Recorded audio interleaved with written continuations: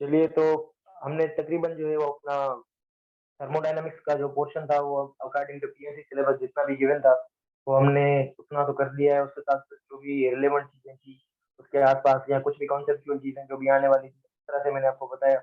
जो भी टॉपिक्स थे उससे रिलेटेड जो जो चीजें मैंने बताई, ये सारे क्वेश्चन आ सकते हैं एग्जैक्टली। अगर आप 2019 का पेपर उठाकर देखें तो 2019 के अंदर जो है कुछ सिंपल सिंपल चीजें आई हुई है।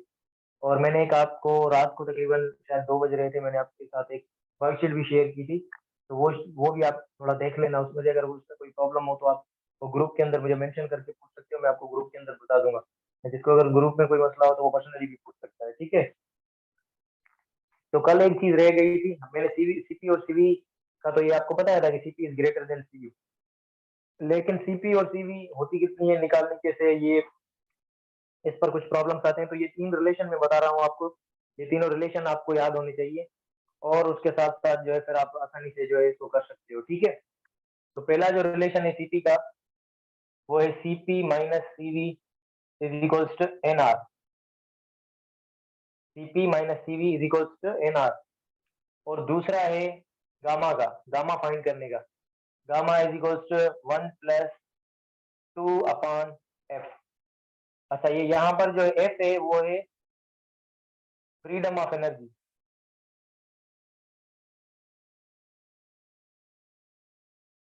ठीक है। फ्रीडम ऑफ एनर्जी, ये एक लॉ है, law of equipartition of energy. लेकिन ये हमारे टेक्स्ट,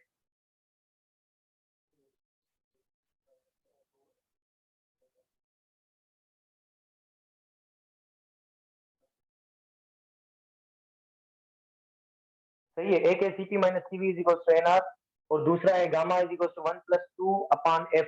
एफ जो है वो फ्रीडम ऑफ एनर्जी है, ठीक है। और अपना एक लॉ है given, law of equipartition of energy, जो हमारे जो है ना सिलेबस में और ना किसी और टेक्स्ट बुक के अंदर है। तो ये मैं आपको बताता जाऊंगा जो भी जो चीजें होती हैं, या ये किस तरह से होता है। ये तीन फॉर्मूलाज हैं जो आपको पहले याद करने हैं सीपी और सीवी का रिलेशन निकालने के लिए। दूसरा आपने ये रिलेशन पढ़ा होगा, CV is equal to F/2R, ठीक है। पहला रिलेशन कौन सा है, CP minus CV is equal to N R. दूसरा कौन सा है, gamma is equal to 1+2/f। F क्या है, फ्रीडम ऑफ एनर्जी, मैंने पहले ही आपको बता दिया, ये एक क्वांटिटी है। CV is equal to F/2R। ये तीन रिलेशन आपको याद होने चाहिए। उसके बाद आप मोनो एटॉमिक का वैल्यू हो सीपी और सीवी का, डायटोमिक का, तो वो आप सब निकाल सकते हो, ठीक है। अच्छा, और गामा किसके बराबर होता है, गामा बराबर होता है और एक रिलेशन, सीपी अपॉन सीवी। ये एक रिलेशन है, gamma is equal to CP upon CV, सही है। अब जो फ्रीडम ऑफ एक्सप्रेशन होता है, ये तीन गैसेस होती हैं, एक मोनोएटॉमिक, मोनोएटॉमिक, डायटोमिक और पॉलीएटॉमिक या ट्राइएटॉमिक भी आप बोल सकते हो, पॉली एटॉमिक, ठीक है। अब यहाँ इसको आपको सीवी निकालनी है और सीपी, गामा और इनका एफ, ठीक है। अब जो इसको निकालने का आसान तरीका क्या है, एफ का जो वैल्यू होता है मोनो एटॉमिक के लिए वो क्या होता है, 3, सही है। डायटोमिक के लिए क्या होता है, 5, और पॉलीएटॉमिक के लिए 7 और 6 होता है। अब एक चीज हमें ये याद करनी है, ये चीज आप याद करोगे बाकी चीजें आप निकाल लोगे एग्जाम के अंदर। अगर ये चीज आपको याद है तो ये बाकी तीनों चीजें आप निकाल सकते हो एग्जाम के अंदर। ये तीन फार्मूलाज आपको याद होने चाहिए। पहला वाला जो है CP minus CV is equal to N R. N जो है फॉर नंबर ऑफ मोल्स है, एन नंबर ऑफ मोल्स, जो कि नॉर्मली हम फॉर 1 मोल लेते हैं, तो CP is equal to, sorry, CP minus CV is equal to R भी हम इसको लिखते हैं, ठीक है। और gamma is equal to 1+2/f। F क्या है, फ्रीडम ऑफ एनर्जी। सीवी किसके बराबर है, हाफ, हाफ एफ और आर, F/2R, ये सीवी का रिलेशन है। अब अगर यहाँ से आपको सीवी निकालनी है तो आप कैसे निकालोगे, सीवी किसके बराबर है, F/2 के। तो अगर सीवी मोनोएटॉमिक की हमें चाहिए तो 3, तो इसको क्या रखेंगे, 3/2, ठीक है। सीवी हमें निकालनी है तो F/2 के बराबर है, F/2 R के बराबर है। तो यहाँ F कितना है, 3, तो फॉर मोनोएटॉमिक गैस ये कितना हो जाएगा, CV 3/2। और डायटोमिक के लिए चाहिए तो 5 को भी 2 के साथ डिवाइड कर लें, तो डायटोमिक के लिए CV कितना हो जाएगा 5/2R। ठीक। और अपना पॉलीएटॉमिक के लिए, पॉलीएटॉमिक या ट्राइएटॉमिक इसको बोल सकते हैं क्योंकि ज्यादातर पॉलीएटॉमिक केसेस ट्राइएटॉमिक होती है। ठीक है, तो CV is equal to F/2। तो अभी ये कितना है 7/2R। सही है। अब आपको F की मदद से जो है CV के वैल्यूज मिल चुके हैं। अब आपको अगर अपना CP निकालना है तो CP आप किस तरह से निकालते हो, तो CP किसके बराबर होगा, CP is equal to CV plus R। इस वाले फार्मूले से ये आपको CV का वैल्यू चाहिए, जिसको आपको वैल्यू का चाहिए होता है उसको वहीं रख के CV को उधर लेके जाए, ये माइनस का है वो उधर चला जाएगा तो प्लस का हो जाएगा, CV प्लस R। और नॉर्मली जो है मैंने बताया कि न पार 1 मोल लेते हैं हम, तो CV प्लस R। अगर CV का वैल्यू 3/2R है तो CP कितनी होगी, यहाँ पर रखें 3/2R और ये दूसरा R, इनकी एलसीएम ले 2 का 2 पर टेबल 1 मरतबा, तो ये बनेगा 3R प्लस यहाँ इसके नीचे 1 है, 1 का 2 पर 2 टाइम्स तो 2R, तो ये कितना बनेगा 5R/2। ये किसका वैल्यू है, CV का, फॉर मोनोएटॉमिक गैस। तो यहाँ पर क्या वैल्यू रखेंगे हम, CP का वैल्यू कितना रखेंगे 5/2R। अब देखें जब ये 3/2 है तो ये 5/2 है, तो ये जब 5/2 होगा तो ये कितना होगा 7/2R। और ये अगर 7 है तो ये कितना होगा 9/2R। ये यहां तक क्लियर है सबको,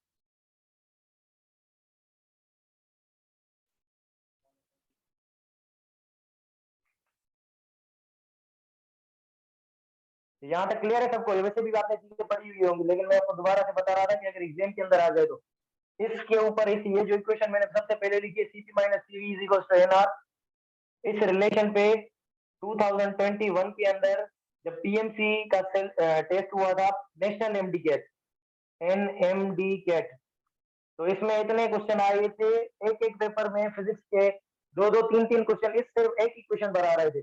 और एक इस पर प्रॉब्लम था, ये फॉर्मूला जो है ना मैं उस टाइम टेस्ट में भूल गया था, तो इस फॉर्मूले पर एक क्वेश्चन आया था जो मैंने इतनी कोशिश की थी, टेस्ट के अंदर मेरे पास टाइम भी था, लेकिन मैंने इतनी कोशिश की थी वो फॉर्मूला मुझे याद नहीं आ रहा था, फिर वो मेरा क्वेश्चन स्किप हो गया था, मैंने घर आकर फिर देखा था, तो इसका बड़ा रिग्रेट हुआ था मुझे। तो इस वजह से ये पूरी टॉपिक मैंने आज रिपीट किया ताकि आपको इस चीजों के बारे में बताऊं कि CP minus CV is equal to NR। बस डिग्री ऑफ फ्रीडम आपने याद करनी है, मोनोएटॉमिक के लिए 3, डायटोमिक के लिए अपना 5 और ये 7, फिर इसकी मदद से CP को बस इसको F को हाफ करते जाएं, तो ये कितना होगा CV 3/2 हो जाएगा। और अगर F 5 के बराबर है तो CV 5/2 हो जाएगा, और ये अगर 7 के बराबर है तो 7/2। फिर इसकी CV की मदद से आप CP निकाल सकते हो। सही है, फिर आप इनके दोनों का जब रेशियो निकालोगे तो गामा का वैल्यू आ जाएगा। ये अभी तक जो मैंने समझाया ये सबको क्लियर है, ये बताएं तो फिर आगे चले।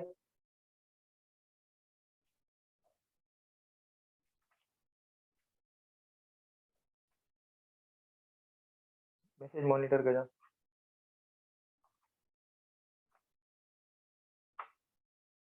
गाना बैठे।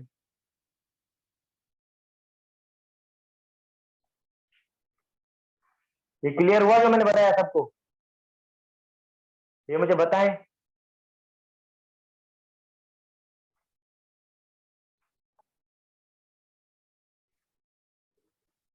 फोटो कड़ी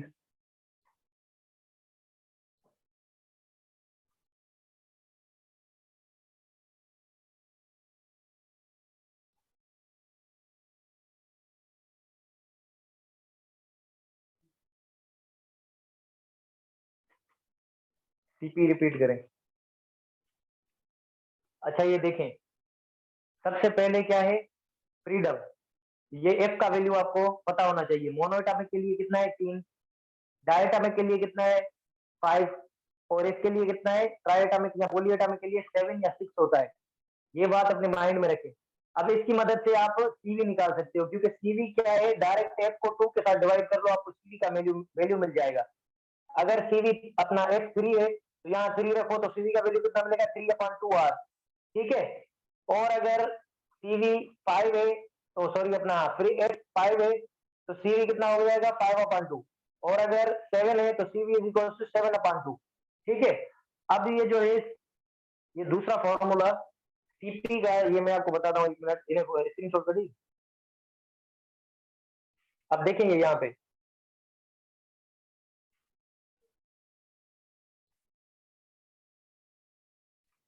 सीपी के लिए रिपीट कर रहा हूँ, सीपी। अब पहले पहले क्या है, CP minus CV is equals to R. आपको किसका वैल्यू चाहिए, सीपी का, तो सीपी को यहीं छोड़ दें, सीपी हमने यहीं पर रखा, तो ये उधर चला गया, तो ये कैसा हुआ, आर प्लस सीवी। सही है। अगर हम सीपी मोनोएटॉमिक के लिए ले रहे हैं, तो मोनोएटॉमिक के लिए सीवी का वैल्यू कितना है, 3/2 आर, और ये आर पहले से ही मौजूद है जो यहाँ पर। सही है। अब इन दोनों की एलसीएम निकालें, आर के नीचे कितना है वैल्यू, अगर कुछ भी नहीं है तो 1 कंसीडर करेंगे, इन दोनों की एलसीएम निकालेंगे तो कितनी आएगी, 2। 1 का 2 पर टेबल कितना होगा, 2, तो ये बन गया 2 आर, प्लस 2 का 2 पर टेबल कितना, कितनी मरतबा गया, 1 मरतबा, तो ये बना 3 आर। ठीक है। तो ये 2 प्लस 3 कितना आया, 5 R/2। और ये किसके लिए है, मोनोएटॉमिक, ये किसके लिए है, मोनोएटॉमिक। तो अगर देखें पीवी 3/2 है, तो ये कितना है, 5/2। तो इसको अगर आप बस सिंपल करें, पीवी में 2 ऐड कर लें, तो ये सीपी मिल जाएगा आपको 3/2। इसको ऊपर वाले के साथ आप 2 जोड़ कर दें, 3 + 2 5, 5 + 2 7, 7 + 2 9। अभी समझ आया, क्लियर हुआ। ये एलसीएम वाले तरीके से, मैथमेटिकल इस तरीके से भी आप कर सकते हो, शॉर्ट ट्रिक के साथ साथ भी आप कर सकते हो। अगर सीवी आपको पता चल जाए, तो सीवी का जो ऊपर वाला वैल्यू है, न्यूमरेटर न्यूमरेटर के अंदर के साथ आप जो है 2 का वैल्यू ऐड कर लो, तो ये क्लियर अपना हो जाएगा, 3 + 2 5, 5 + 2 7, 7 + 2 9। क्लियर हुआ अभी,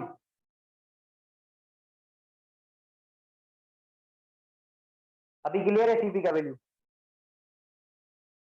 तो मान लिया मुझे।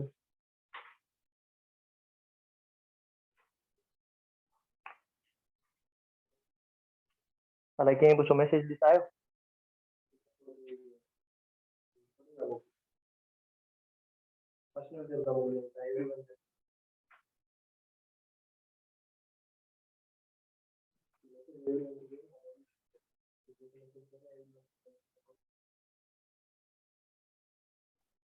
क्लियर हुआ अभी, या अभी भी डाउट है।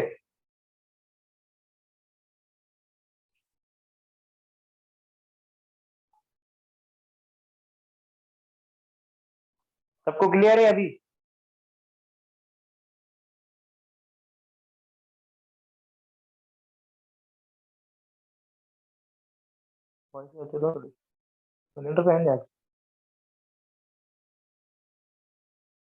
ठीक है। अब ये गामा का थोड़ा देख लें, गामा किसके बराबर है, सीपी ओवर सीवी के। सही है। तो सीपी ओवर सीवी कितना होगा, ये देखें, अगर यहाँ पर सीपी है 5/2 आर, और सीवी कितना है 3/2 आर, तो ये इसको जब डिवाइड करेंगे तो ये 2 पर चला जाएगा, 2 2 में कैंसिल हो जाएगा, तो ये बन जाएगा 5/3। ठीक। और यहाँ पर ये कितना बनेगा, ये बनेगा 7/, तो ये 5/3 नहीं, हाँ सही सही 5/3, और ये बनेगा 7/5, और ये बनेगा 9/7। बाकी इसको आपकी जनरल वैल्यूज मिली हुई होंगी बुक में, 1.4 1.6, ये आप इसको कैलकुलेट कर सकते हैं। मैंने जस्ट आपको मेथड बताया कि अगर इसमें से कोई प्रॉब्लम आए, ये मैं टॉपिक नहीं करवाता क्योंकि इतना ये थोड़ा इसमें डिटेल वगैरह या फॉर्मूले लगते हैं, लेकिन मैंने सोचा कि ये 3 फॉर्मूला आपको बता दूं, क्योंकि इनमें से ही क्वेश्चन आता है। ये पहला वाला फॉर्मूला याद कर लें, दूसरा वाला याद कर लें, तीसरा वाला याद कर लें, और बस ये याद कर लें कि मोनोएटॉमिक के लिए फ्रीडम ऑफ एनर्जी कितनी है, 3, और डायटोमिक के लिए 5, और ट्राइएटॉमिक या पॉलीएटॉमिक के लिए या तो 7 होती है या 6 होती है। ये 3 आप वैल्यूज याद कर लें, और ये फार्मूले 3 याद कर लें। इनमें से कुछ भी पूछेगा एग्जाम के अंदर तो वो आप खुद बता सकते हो। अगर आपको बेसिक सिंपल मैथमेटिक्स आती है और एलसीएम आती है तो आप आराम से कर लोगे। ठीक है। तो now we are moving to next topic.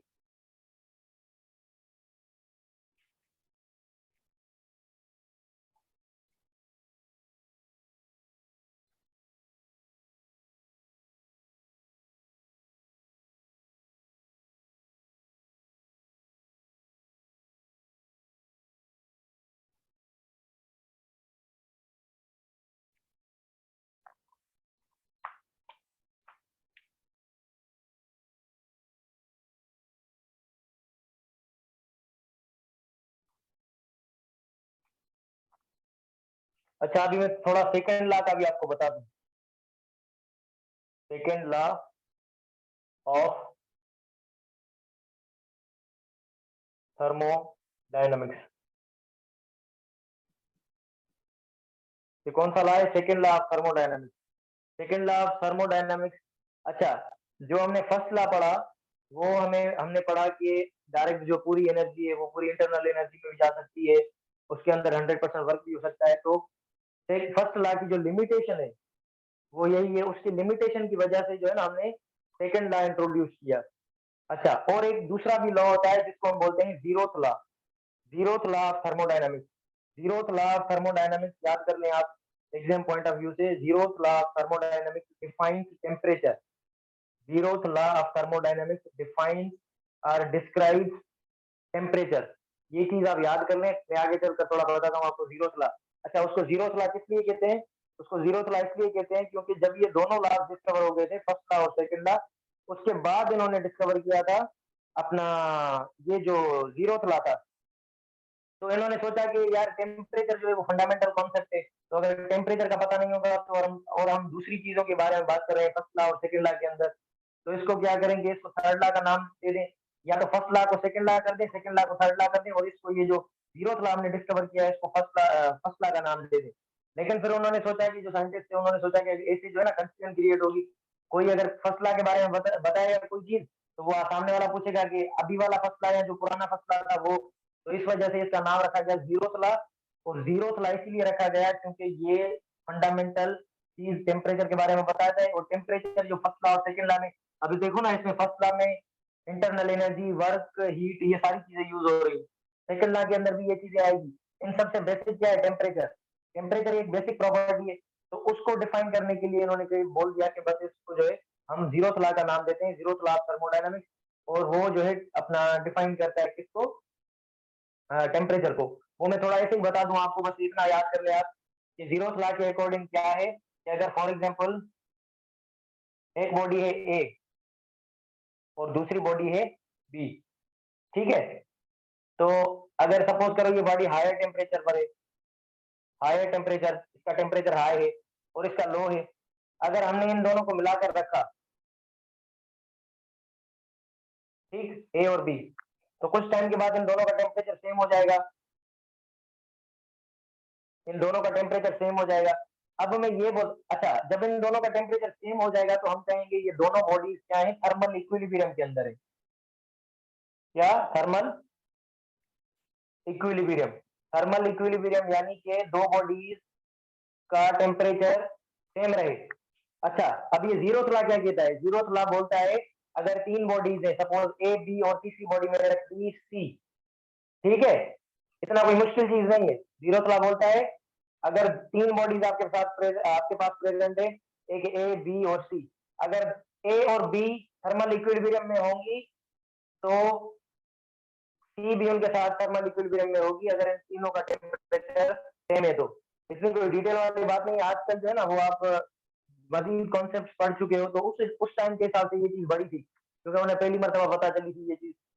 ए और बी अगर तीन बॉडीज थर्मल इक्विलिब्रियम में है ना, तो ए और बी का टेम्परेचर अगर बराबर होगा तो ए और सी का भी बराबर होगा, बी और सी का भी बराबर होगा।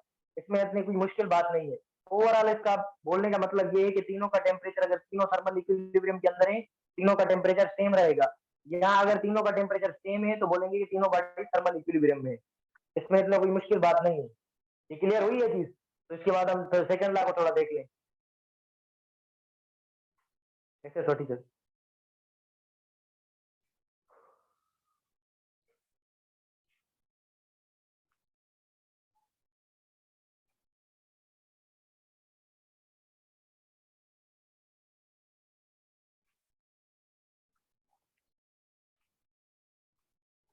अच्छा, सेकंड लॉ जो है वो, उसमें एक चीज होती है, ये ज्यादा से ज्यादा क्या बताता है, अपना हीट इंजन के बारे में बताता है। तो उसमें आपको तीन चीजें मिलती हैं,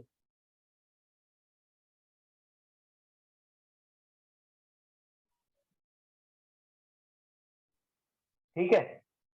इसमें एक होता है सोर्स, ठीक है, वो Q1 या T1 पर होता है, और एक इसके अंदर होता है वर्किंग सब्सटेंस, वर्किंग सब्सटेंस, और एक होती है T2 और Q2 जिसको हम सिंक बोलते हैं। सही है। तो T1 जो है, T1 या सोर्स, इसके लिए आप याद करें कि ये हायर टेम्परेचर पर होगा, हायर टेम्परेचर पर होगा, और इसकी जो हीट है वो ज्यादा होगी, हीट भी इसकी ज्यादा होगी, यानी कि Q1 ज्यादा होगी। और अपना सिंक जो है, ये तो जनरली आपने पढ़ा है कि मूवमेंट होती है सोर्स टू सिंक। सिंक क्या होता है, जो लोअर टेम्परेचर पर हो या जो डेफिशिएंट हो किसी चीज में, तो T2 का टेम्परेचर क्या होगा, लोअर होगा, कम होगा, तो इसकी हीट भी क्या होगी, कम होगी। तो इसीलिए हम इस T2 को क्या बोलते हैं, कोल्ड बॉडी। ठीक है। और सोर्स को क्या बोलते हैं, हॉट बॉडी। Q1 किसकी हीट है, हॉट बॉडी की, और Q2 किसकी हीट है, कोल्ड बॉडी की। T1 किसका टेम्परेचर है, हॉट बॉडी का। T2 किसका टेम्परेचर है, कोल्ड बॉडी का। सही है। अब सेकेंड लॉ ऑफ थर्मोडायनामिक्स क्या बताता है कि अपना जो है वो सोर्स से हीट आएगी, ठीक है, यानी कि Q1 से कोई बॉडी हीट उठाएगी, वो थोड़ा सा वर्क करेगी, और जो बाकी हीट है वो कोल्ड बॉडी की तरफ फेंक देगी। ठीक है, ये चीज Q1 से बॉडी कोई हीट लेगी, वर्किंग बॉडी के अंदर वर्क होगा थोड़ा सा, और जो रिमेनिंग हीट है it will be ejected towards cold body. ये याद कर ले, Q1 से हीट, उसने वर्किंग जो था थोड़ा सा वर्क हुआ सिस्टम पे, और बाकी हीट जो है वो कोल्ड बॉडी की तरफ चली गई। सही है, ये बात समझ आई सबको। यानी कि तो कि Q1 किसके बराबर होगा, Q1। अब देखें Q1 क्या है, इनपुट हम क्या दे रहे हैं, Q1, उसके बदले में हमें क्या क्या मिल रहा है, एक वर्क मिल रहा है और दूसरा Q2 मिल रहा है। तो Q1 किसके बराबर होगा, वर्क प्लस Q2। सही है। तो अगर यहां से हम वर्क का दूसरा फार्मूला निकालें, एक और फार्मूला वर्क का हमें मिल जाएगा, तो वर्क किसके बराबर मिलेगा, Q1 माइनस Q2। सही है। अब ये दोबारा से सुने, मुश्किल चीजें नहीं है। आप लेक्चर जब सुनते हो, आप अपना नॉर्मल जब आप लेक्चर की क्लासेस में होते हो, तो आपको काफी चीजें बताई जाती हैं समझाने के लिए कि ये चीज ऐसे होगी, ये चीज ऐसे होगी। लेकिन जो क्रैश कोर्सेज वगैरह होते हैं उनमें वैसे भी मैं आपको ज्यादा एक्सप्लेन कर रहा हूँ इसी वजह से, ताकि ये चीज समझ में आए।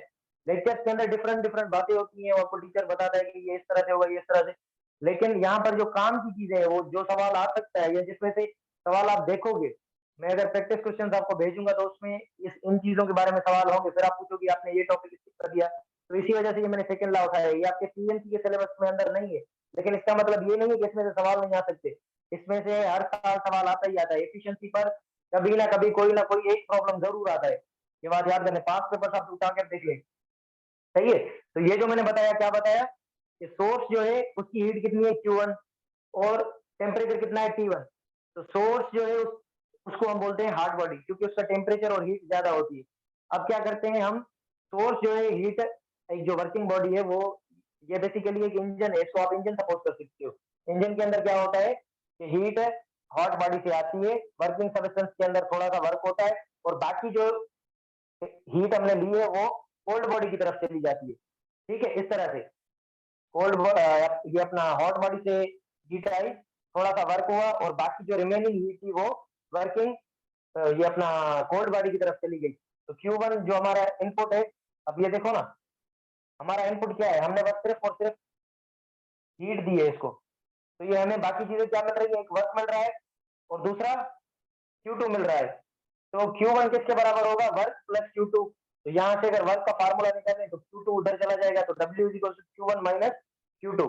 ये यहाँ तक क्लियर है चीज, जिसको यहाँ तक कोई मसला हो वो मुझसे पूछे। तो रुमाल बुक यूज करे, ये देखो,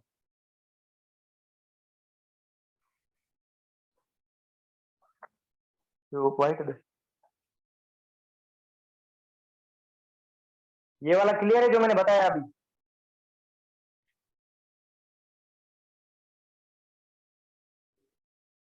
फोटो कर, ओके गुड। और सबको क्लियर है।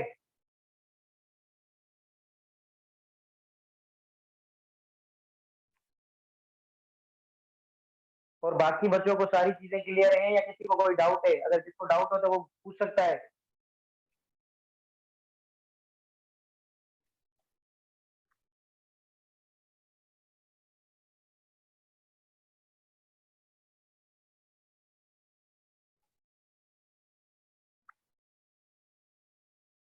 क्लियर है सबको?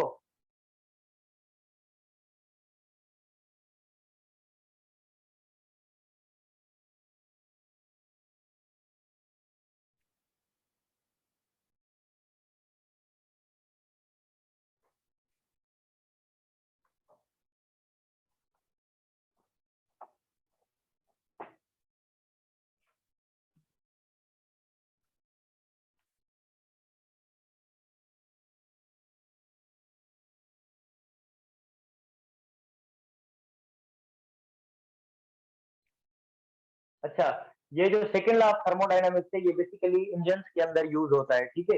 इंजन का काम ये होता है कि जो फ्यूल आप किसी भी अगर सपोज करो कि मोटर बाइक के अंदर डालते हो तो वो क्या करती है, उस फ्यूल को कन्वर्ट करती है, उसमें से एनर्जी लेती है, एक फॉर्म ऑफ एनर्जी लेती है और उसको दूसरे फॉर्म में कन्वर्ट करती है। जैसे कि अगर हम बाइक बाइक के अंदर पेट्रोल डालते हैं तो केमिकल फॉर्म ऑफ एनर्जी जो हम यूज करते हैं और बाइक जो है उससे वो केमिकल एनर्जी यूटिलाइज करके वर्क परफॉर्म करती है। तो बेसिकली इंजन जो है, हमारे इंजन जो होते हैं वो एक फॉर्म ऑफ एनर्जी लेकर वर्क करते हैं। इंजन का काम यही होता है, ठीक है। तो यहाँ से अगर हम इफिशियंसी निकालें, इफिशियंसी को ऐसे ईटा से जाहिर करते हैं, ये एन और ये थोड़ा बड़ा, जिसको विस्कोसिटी के साथ, विस्कोसिटी का भी सिंबल यही है, ठीक है। ये ग्रीक लेटर्स है, आपको वो नहीं पढ़ने। तो इफिशियंसी का कभी भी अगर फार्मूला आपको पूछा जाए तो वो बराबर होता है आउटपुट अपॉन इनपुट। तो अभी मैंने बताया कि इंजन का जो आउटपुट है वो क्या होता है, वर्क होता है, क्योंकि बेसिकली किसी भी इंजन ने आपको वर्क परफॉर्म करके देना होता है। किसी जिस इंजन की इफिशियंसी ज्यादा होगी, जिसको आप बोलते हो ना प्रोडक्ट ज्यादा बनी है, प्रोडक्ट ज्यादा बनी है यानी कि इफिशियंसी ज्यादा है। अगर एक बंदा है वो दिन में 5 घंटे पढ़ता है और दूसरा बंदा है जो 6 घंटे पढ़ता है, तो जो 6 घंटे पढ़ता है उसकी इफिशियंसी ज्यादा है, उसने वर्क ज्यादा किया। ये समझाने के लिए बोल रहा हूँ, वैसे ये वर्क होता नहीं है जो आप पढ़ते हो, ये वो इसको वर्क कंसिडर ही नहीं करते, फिजिक्स में दूसरी चीज है। लेकिन इसका फॉर्मूला क्या है इफिशियंसी का, आउटपुट अपॉन इनपुट। तो आउटपुट हमने किसको कंसीडर किया है, वर्क को। इनपुट हमने हमने क्या दिया था, Q1।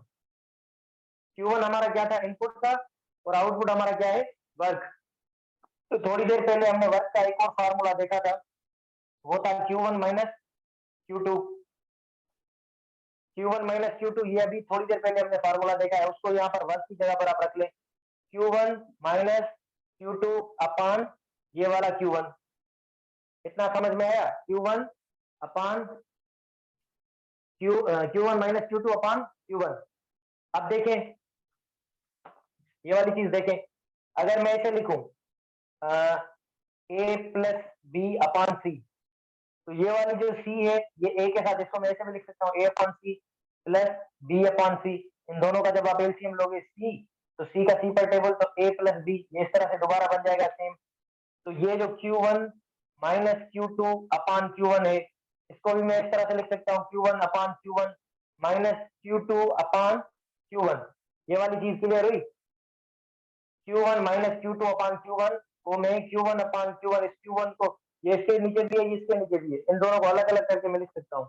Q1 upon Q1 is equal to Q1 upon Q1 minus Q2 upon Q1। Clear है? अब देखें Q1 Q1 में कैंसिल हो जाएगा, तो यहाँ पर क्या बचेगा, 1 माइनस Q2 अपान Q1। ये किसका फार्मूला बना, इफिशियंसी का। 1 minus Q1, 1 minus Q2 upon Q1।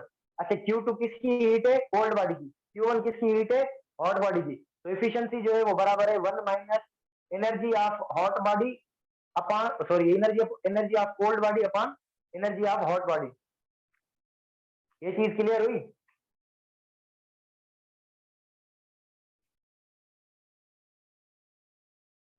ये बेसिकली सिंपल चीजें आपने पढ़ी हुई है वैसे भी, मैं जस्ट आपको रिवाइज करवा रहा हूँ, सही है। अब मैंने जैसे आपको बताया कि Q1 किसका जो है हीट है, Q1 किसकी हीट है, हॉट बॉडी की, और हॉट बॉडी का टेम्परेचर क्या था, T1, और कोल्ड की कैसी थी, T2। और अपना हीट कौन सी थी, Q2। तो ये किसकी है, कोल्ड बॉडी, ये कोल्ड बॉडी। अब बेसिकली आप यहाँ पर बोल सकते हो कि जितनी आप हीट दोगे वो टेम्परेचर उसका इतना इंक्रीज करेगा। तो यहाँ पर जो है Q2 की जगह आप 1 माइनस T2 अपॉन T1, ये दोनों फॉर्मूलाज आप यूज कर सकते हो for the finding efficiency of heat engine और any engine. 1 minus T2 upon T1। Basically में क्या होता है, एक हॉट बॉडी होती है, एक कोल्ड बॉडी होती है, और एक वर्किंग सब्सटेंस होता है। वर्किंग सब्सटेंस आप कोई भी कंसीडर कर सकते हो, काफी जो है बुक्स के अंदर वर्किंग सब्सटेंस जो है आइडियल गैस गिवन होता है, या जो भी आप लो मर्जी, आपके आपके मर्जी के हिसाब से। एक तो ये सिलेबस पुराना है, इसमें काफी चीजें जो है पुरानी है, लेकिन हमारा एमडी का पैटर्न ऐसा है कि हमें ये चीजें पढ़नी पड़ती है। अभी तो पता नहीं ये जो है अपना चीजें कितनी आगे निकल चुकी है। लेकिन एफिशिएंसी की मैं दोबारा डेरिवेशन बता रहा हूँ। एफिशिएंसी क्या है, output upon input. Output generally हम इंजन का कंसीडर करते हैं, जितना ज्यादा वर्क करे तो वर्क अपॉन कितना होगा, इनपुट हमने दिया था Q1, ठीक है, वर्क अपॉन Q1, वर्क का एक फार्मूला हमने पढ़ा Q1 माइनस Q2। तो ये Q1 upon Q1 minus Q2 upon Q1 इसको लिख सकते हैं हम। Q1 माइनस Q2 इसको हम इस तरह से लिख सकते हैं, Q1 upon Q1 minus Q2 upon Q1। तो Q1 से कैंसिल हो जाएगा, बाकी इफिशियंसी का फार्मूला बचा 1 माइनस Q2 अपॉन Q1। तो अब Q2 जो है वो हीट है कोल्ड बॉडी की, और Q1 है वो है हीट है हॉट बॉडी की।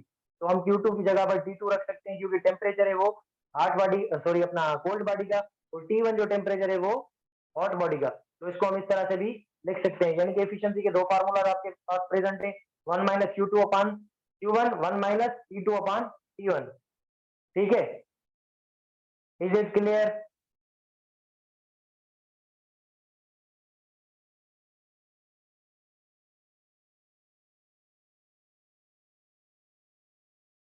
Is it clear?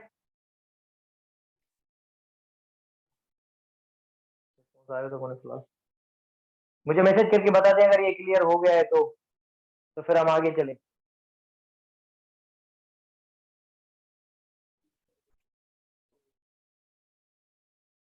फोटो बड़ी, ये क्लियर हुई चीज? बाकी बच्चे बताएं, एक दो बच्चों के मैसेज आए, बाकी बच्चे बता दें। फोटो ने तो कड़ी है, जनरेटर पे है।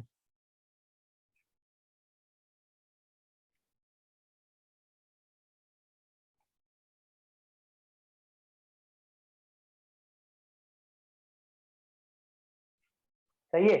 और एक चीज आपने कारनाट इंजन के बारे में पढ़ा होगा। कारनाट इंजन बेसिकली एक आइडियल, कारनाट जो है वो एक इंजन है, ऐसा इंजन जिसकी इफिशियंसी जो है 100% हो।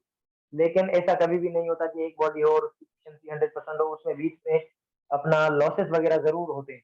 तो इस वजह से कारनाट इंजन को आप ये कंसिडर करें कि ये एक आइडियल अपना जो है वो इंजन है।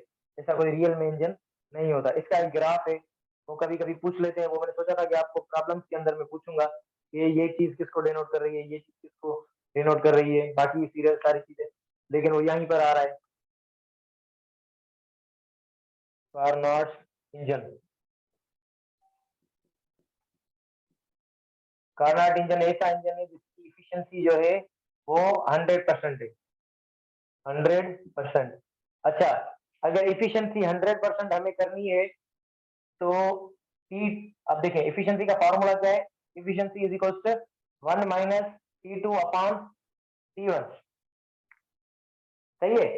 तो अगर एफिशिएंसी का वैल्यू हमें जीरो करना है तो T2 को हमें जीरो करना पड़ेगा या T1 को, ये चीज मुझे बताएं। If I need to change the efficiency into 100%, then what I should do, I should make T2 zero or T1 zero। अगर एफिशिएंसी को मुझे बढ़ाकर 100% करना है तो T1 का वैल्यू जीरो होना चाहिए या T2 का जीरो होना चाहिए?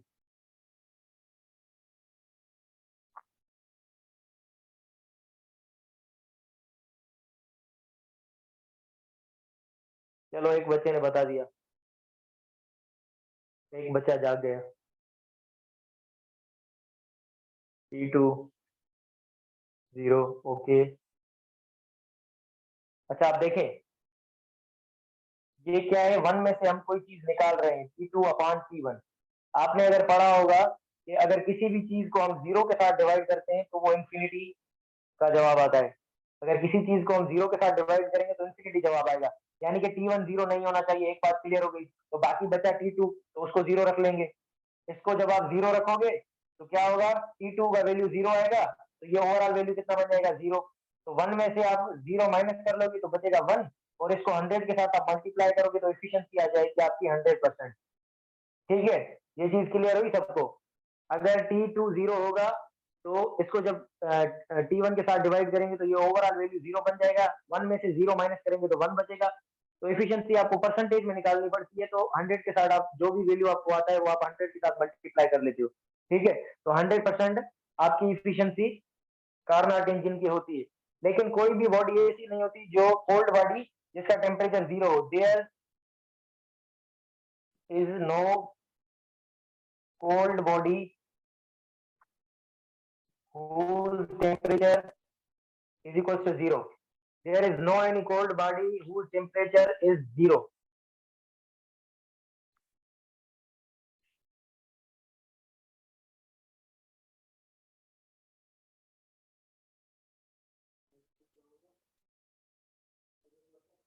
ठीक है, बाबा ये मैसेज करना, मैं तुम्हें मैसेज पर बताऊंगा ये वाली चीज।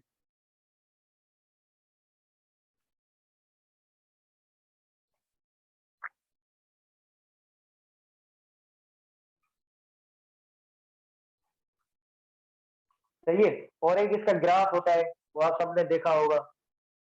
आप सबको वैसे भी सारी चीजें पता है, लेकिन ये फिर भी देख लें। यहाँ पर P, यहाँ पर V। सही है।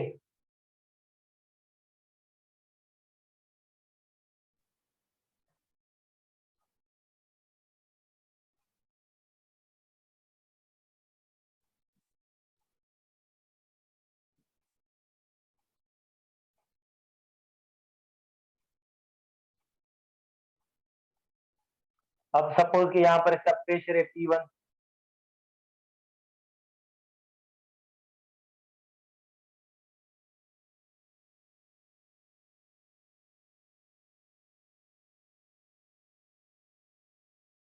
P1, V1, T1, ये सारी आपने चीजें पढ़ी है, P2, V2, T2। ठीक है, लेकिन इनको हमें ये चीजें नहीं करनी। मुझे आपसे जस्ट एक सवाल पूछना है, अगर मैं इसको ये ए से डिनोट करूं, ए, और ये वाला बी, ये सी, डी, एरोज भी मैंने लगा दिए हैं। एरोज आपको नजर आ रहे हैं? तो एरोज की हेल्प से आप मुझे ये बताएं कि एक्सपांशन कहाँ कहाँ हो रही है और कॉन्ट्रेक्शन कहाँ कहाँ हो रही है। जैसे कि अगर एक्सपांशन, फॉर एग्जाम्पल मैं आपसे एक्सपांशन पूछ रहा हूँ, एक्सपांशन वॉल्यूम कहाँ पर बढ़ रहा है, ए और बी के पास बढ़ रहा है, सी और डी के पास बढ़ रहा है, ओ ए और सी के साथ, या बी और डी के साथ। एक्सपांशन किस किस जगह हो रही है?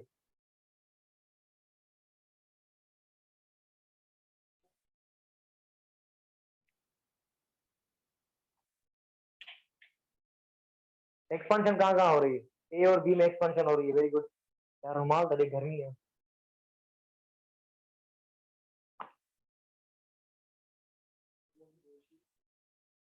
इसी रिमोट है ना चल रहा है।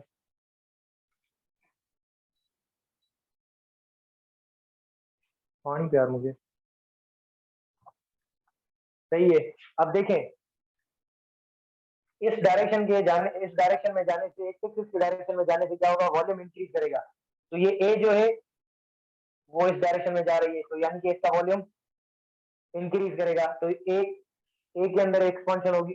अब दूसरा देखें, यहाँ पर ये जो है ना, बच्चों को डिफिकल्टी होती है, ये बोलते हैं कि ये वाई के अंदर है। अब वाई के अंदर तो है, लेकिन फिर भी एक्स के अंदर, तो एक्स के सॉरी अपना एक्स एक्सिस के डायरेक्शन में तो जा रहा है ना, ये इस तरह से, थोड़ा सा इस तरह से, यानी कि ये मूव कर रहा है टुवर्ड्स एक्स, तो फिर भी एक्सपांशन हो रही है।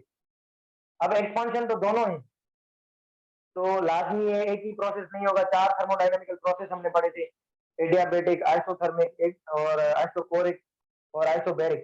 तो ये वाली ए वाली जो एक्सपांशन है वो कौन सी है, आइसोथर्मल है या एडियाबेटिक है? ये वाली चीज आप बताएं। जिसने ये वाली चीज बता दी यानी कि उसको दोनों लेक्चर समझ में आए। जरूरी नहीं है मेरे लेक्चर समझ आए हो, वैसे भी आपको पहले से चीजें पता है, किसी और टीचर के समझ आए हो। लेकिन मुझे ये चीज बता दें कि ए वाली जो एक्सपांशन है वो आइसोथर्मल है या फिर जो है अपना ये एडियाबेटिक है। Isothermal isothermal isothermal, very good, ठीक है, सारे बच्चे होशियार हो। अब देखो ए वाली जो एक्सपांशन है मैंने बताया था ना स्लोप का, स्लोप जिसका ज्यादा उसकी आइसोथर्मल, स्लोप जिसका ज्यादा वो अपना एडियाबेटिक, जिसका स्लोप कम उसकी जो है वैल्यू एडियाबेटिक की होगी। अब देखें ए जो है ए का स्लोप कम है, तो मैंने बताई थी आपको चीज स्लोप, अगर स्लोप कम है तो कौन सा होगा, आइसोथर्मल। अगर स्लोप कम है तो आइसोथर्मल, स्लोप ज्यादा तो एडियाबेटिक। ये बोलने में चीजें मिस्टेक हो जाती है, लेकिन ये मैं चीजें बाद में रेक्टिफाई कर देता हूँ, बोर्ड पर लिख देता हूँ, ठीक है, क्योंकि एक साथ आपके मैसेजेस वगैरह भी आ रहे होते हैं, मैंने नोटिफिकेशन अपने ऑफ कर दिए होते हैं, लेकिन फिर भी जो है वो स्क्रीन भी मुझे देखनी पड़ती है कि नजर आ रहा है सही, नहीं सही नजर आ रहा है या नहीं आ रहा, तो इस वजह से ये थोड़ा बहुत हो जाता है बोलने में। बाकी गलत मैं चीज नहीं बता रहा, जहां पर आपको लगे कि मैं मिस्टेक कर रहा हूँ तो आप मुझे पॉइंट आउट कर सकते हो, मैसेज वगैरह कर सकते हो, या लेक्चर में जो रिकॉर्डेड लेक्चर के अंदर भी मिस्टेक हो वो आप मुझे हाईलाइट करवा सकते हो कि यहाँ पर जो है आपने ये चीज गलत बताई थी, ठीक है। तो अब यहाँ पर ए जो है वो क्या है, इसका स्लोप कम है, इसका देखें स्लोप कम है, इसका स्लोप ज्यादा है, तो ए जो है वो क्या होगा, आइसोथर्मल, आइसोथर्मल एक्सपेंशन, क्योंकि वॉल्यूम इंक्रीज कर रहा है। अच्छा, और बी क्या है, बी का भी वॉल्यूम बढ़ रहा है, तो इसको भी क्या बोलेंगे, आइसो सॉरी इसको क्या बोलेंगे, एडियाबेटिक, और ये भी इसका भी वॉल्यूम बढ़ रहा है तो इसको भी एक्सपेंशन बोलेंगे। एक है आइसोथर्मल एक्सपेंशन, दूसरा एडियाबेटिक एक्सपेंशन। अब ये तीसरा देखें, ये क्या है, आइसोथर्मल कंप्रेशन, क्योंकि वॉल्यूम जो है पीछे की तरफ जा रहा है, यानी कि वॉल्यूम डिक्रीज कर रहा है, और स्लोप इसका भी कम है, इसका और इसका स्लोप देखें कम है, और ये जो डी की तरफ जा रहा है इस तरह से कर्व होकर, ये वाली चीज, तो ये क्या है, ये एडियाबेटिक कंप्रेशन। तो यही जो ग्राफ है, कभी कभी एबीसी लेकर ये एंट्री में भी पूछ लेते हैं, एक दो मतलब आप, मैंने जो है अपना प्रैक्टिस टेस्ट कर रहा था मैंने, तो ये मैंने भी उसमें देखे थे, तो ये वाली चीज आपको क्लियर होनी चाहिए, ये आप खुद बता सकते हो तो आप कर सकते हो। आई थिंक ये वाला ग्राफ जो है वो मैंने देखा था एनटीएस 2019, एनटीएस 2019 वाले टेस्ट में है या 18 में, मुझे सही से याद नहीं है, लेकिन ये एनटीएस के अंदर ये वाला ग्राफ पहले आ चुका है, सही है, ये चीज क्लियर हुई सबको, ये चीज क्लियर है, ये मुझे बता दें तो फिर आगे चले।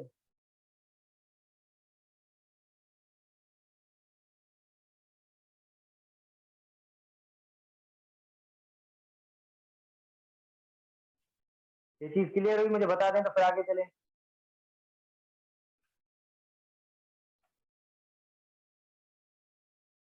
जरूरी थोड़ी है कि आप लोग मैसेज करें मुझे, बस अपना रिएक्शन दे दिया करें तो मैं, मुझे पता चल जाएगा, फिर मैं मूव करूंगा नेक्स्ट टॉपिक पर।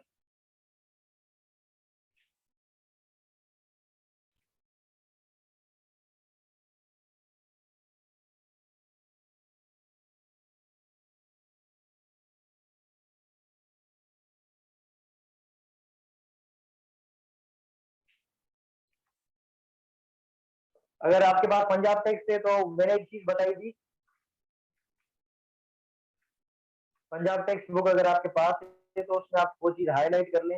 मैंने आपको बताया था, एक डेफिनेशन बताई थी एडियाबेटिक प्रोसेस की, वो पंजाब टेक्स्ट बुक के अंदर डायरेक्टली मेंशन है और ये एक मरतबा आ भी चुकी है, तो इसको आप नोट कर लें। अगर आप डिफरेंट बुक्स नहीं पढ़ते तो मैंने जो डेफिनेशन पढ़ाई थी वो आप नोट कर लें, तो ये आ सकती हैं चीजें। मैं आपको वही चीजें बता रहा हूँ जो मोस्ट इंपॉर्टेंट है, बाकी फालतू चीजें वो मैं छोड़ रहा हूँ, स्किप कर रहा हूँ, और जो भी चीजें आपकी इंपॉर्टेंट चीजों के साथ या सिलेबस के साथ रिलेटेड है वो भी मैं चीजें आपको बताता जा रहा हूँ। जैसे आज वाला ये टॉपिक है, ये रिलेटेड नहीं था आपके पीएमसी सिलेबस से, लेकिन फिर भी जो है मैंने करवा दिया।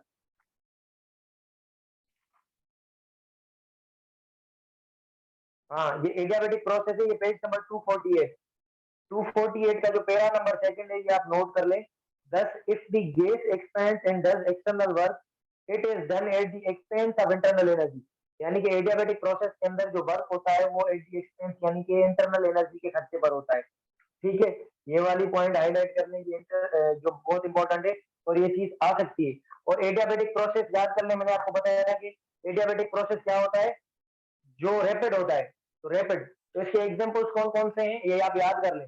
Bursting of tyre, bursting of tyre, अगर गाड़ी का टायर अगर बस्ट हो जाए तो ये एडियाबेटिक प्रोसेस है, क्योंकि उसमें हीट ना तो एक्सचेंज हो सकती है और ना ही आ सकती है, इतना जल्दी हो जाता है वो प्रोसेस। ठीक है। और एक दूसरा पंजाब टेक्स्ट बुक के अंदर मेंशन्ड है क्लाउड फॉर्मेशन, जो बादल बनते हैं, ये भी कौन सा प्रोसेस है, ये एडियाबेटिक प्रोसेस है। ये आपके पंजाब टेक्स्ट बुक के अंदर मेंशन है। ये कभी कभी एग्जांपल्स दे देते हैं ना, इस वजह से आपको बता रहा हूँ कि हो सकता है आगे चलकर याद है। और आपको आप जरूरी थोड़ी कि आप सारी बुक्स पढ़ो, सारी बुक्स में से जो जो चीजें इंपॉर्टेंट है वो आप पिक कर लो, बाकी ड्रॉप कर लो। हमें जो टीचर फिजिक्स पढ़ाता था वो हमें बोलता था कि पिक एंट्री वाला बच्चा वो होता है जो जिसका माइंड इस तरह से काम करे, पिक एंड ड्रॉप। तो एक चीजें आप पिक करो और जो आपकी काम की चीजें नहीं उन्हें ड्रॉप कर दो। और अगर आपका माइंड इस तरह से काम कर रहा है तो यानी कि ये आपके लिए बहुत अच्छी चीज है। क्लाउड फॉर्मेशन क्या है, एडियाबेटिक। और एक दूसरा भी एग्जांपल है,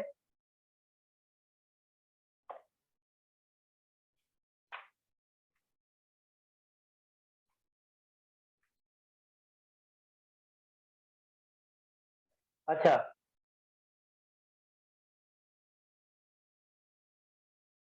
rapid passing of sound wave,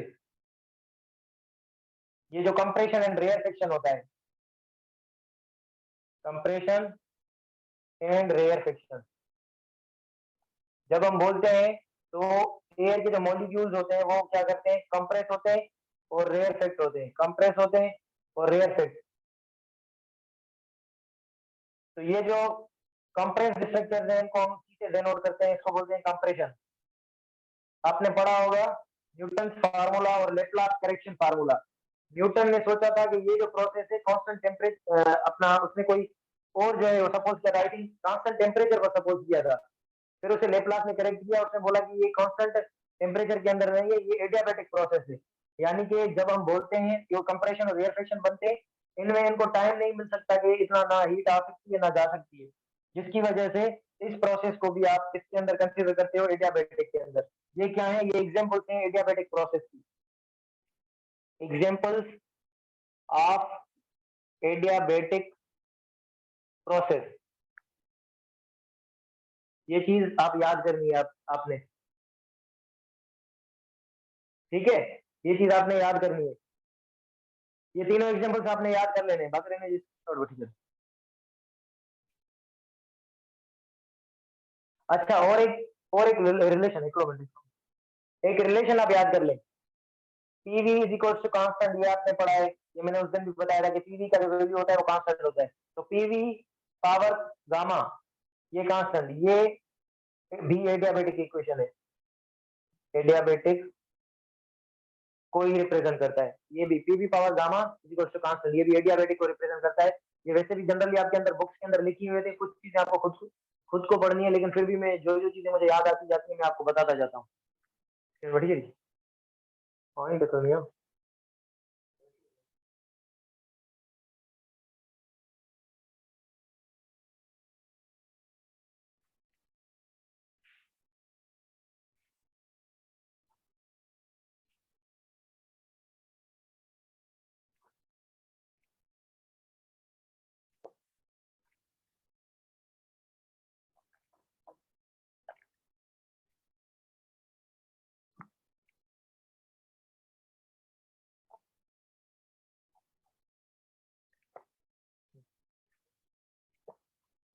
आधी क्लास करनी है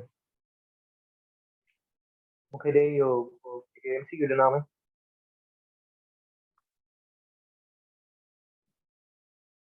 क्या कौन मोकले हमें कुछ, बस बस ठीक है बस।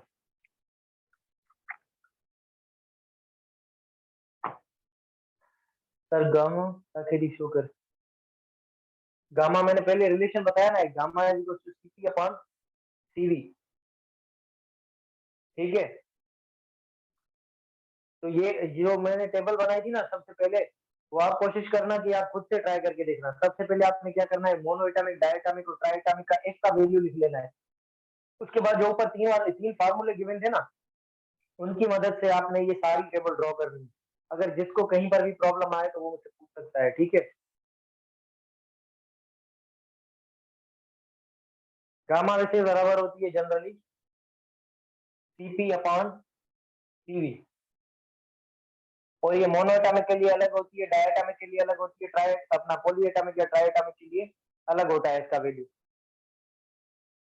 ठीक है? और कल मैंने आपको कुछ ग्राफ वाले क्वेश्चंस भी करवाए थे, तो आज मैं आपको एक थर्मोडायनामिक्स का टेस्ट भेजूंगा, तो वो आपने जो है सॉल्व करना है जरूर, ठीक है? और उसके साथ साथ जो भी अपना तो क्या बोलते हैं, आपको प्रॉब्लम हो उस चीज के अंदर तो आप पूछ सकते हो। और आपके पास एक दो फार्मूले और हैं जो कि हमारे सिलेबस में नहीं है, जैसे कि प्रेशर का फार्मूला है। प्रेशर का कौन सा फार्मूला है? रो वी स्क्वायर अपॉन 3, ये फार्मूला आपने देखा होगा, प्रेशर ऑफ दी गैस। और एक दूसरा फार्मूला है काइनेटिक एनर्जी का, kinetic energy is equal to 3/2 K T. ये वाले फार्मूले देखे हुए हैं आपने?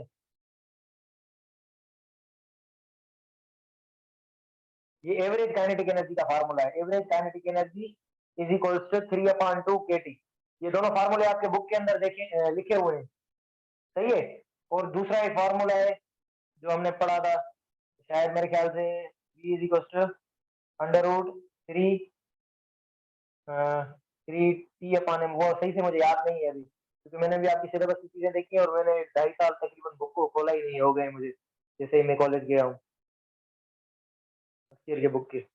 लेकिन ये दोनों फार्मूले आपने देखे होंगे, ये फार्मूला भी याद कर ले, अगर आप क्या पता है में से कोई चीज पूछ ले, या इस तरह से पूछ सकते हैं। अब यहाँ पर देखिए 3/2 कांस्टेंट है, के का वैल्यू भी कांस्टेंट होता है, के किसके बराबर होता है? R/m के बराबर होता है। तो काइनेटिक एनर्जी किसके प्रोपोर्शनल होती है? काइनेटिक एनर्जी प्रोपोर्शनल होती है, एवरेज काइनेटिक एनर्जी प्रोपोर्शनल होती है टेम्परेचर के साथ। तो याद कर लें, जब मैंने टेम्परेचर की डेफिनेशन आपको बताई थी, तो मैंने वो बताया था कि average translational kinetic energy of the molecules is temperature. तो बेसिकली ये इसके साथ प्रोपोर्शनल होती है, इसी की वजह से हम average kinetic energy of the molecules भी बोल सकते हैं। ये इस एग्जांपल से याद कर लें। फॉर एग्जांपल 10 बच्चे एक क्लास के अंदर है, हर एक बच्चे के पास 5-5 रुपए है, ठीक है?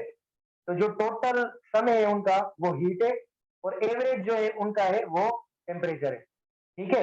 इस तरह से ये चीज जो है वो आप याद कर सकते हो एक बेसिकली एग्जांपल्स के अंदर, ठीक है?